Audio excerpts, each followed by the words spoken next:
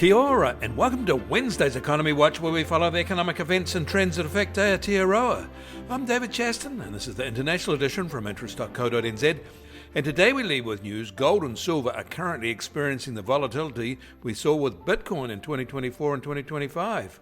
Meanwhile, Bitcoin is being dumped heavily today. Today starts with a series of unfortunate delays, however.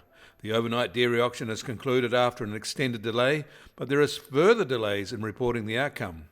We'll update this item when those results come through on our website. And there are delays in some key US data due to the snap federal government shutdown. We expected to report the December JOLTs report today, but it is in abeyance now, and the January non-farm payrolls report will get delayed as well for the same shutdown reason. But we did get US logistics data overnight, their LMI. This rose because they started building inventories in the way they did in January a year ago, but not excessively. Of note, however, is that inventory costs rose a sharp 8.4% this year, which will no doubt focus management minds. And there was a secondary survey out overnight on economic optimism in the US, and that was moderately positive. The Real Clear Markets Economic Optimism Index rose to its highest level since August and above expectations. But to be fair, it is still below the 2025 average and 6% lower than its year-ago level. But at least it's off its November low. In Canada, their large aircraft manufacturing industry is holding its breath. The Trump FAA is withholding technical certification for new-built Canadian aircraft, waiting for the president to decide on the issue. And there was an unusual and notable rise in consumer sentiment in Taiwan in January to its highest level in 9 months. It is back up to mid-2023 levels after a general decline that started in September 2024.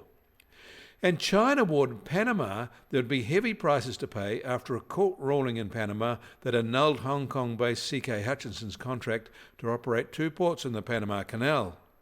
This reaction will have relevance to the Darwin port issue, where a new 99-year lease owned by a Chinese firm is under threat of annulment too. In Germany, and despite solid demand holding up, investors there are expecting and getting higher risk premiums for their government 30-year bond.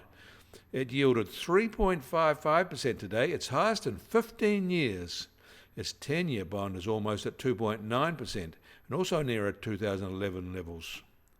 Germany plans to raise more than €500 billion this year to fund infrastructure upgrades and for defence spending. But most other European countries are doing the same, and that is driving up yields. In Australia, and as expected, the RBA raised its policy rate by 25 basis points to 3.85% and ending its shortish easing cycle. Most big banks there have already announced a full pass-through to their home loan and business lending rates. The RBNZ reviews its policy rate on February the 18th, but is not expected to make any changes to its 2.25% rate at this time. The US Treasury 10-year yield is now just on 4.29%, up 2 basis points from yesterday at this time. And the price of gold will start today up $273 an ounce from yesterday, now at $4,980 an ounce. Silver is up $8 at $86.50 an ounce. Some precious metals are bouncing back sharply too today. And American oil prices are up 50 cents at just over $62.50 a barrel, while the international Brent price is now just over $66.50 a barrel. And the Kiwi dollar is up 40 basis points against the US dollar from yesterday, now at 60.5 US cents.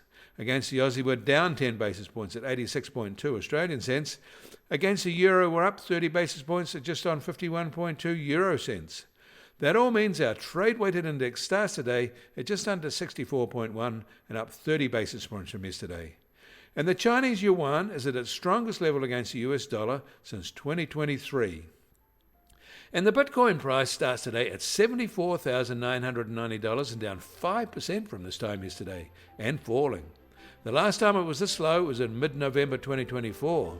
Volatility over the past 24 hours has been modest though, at just on plus or minus 1.7%. You can get more news affecting the economy in New Zealand from interest.co.nz. Kia ora, I'm David Chaston. We'll do this again tomorrow.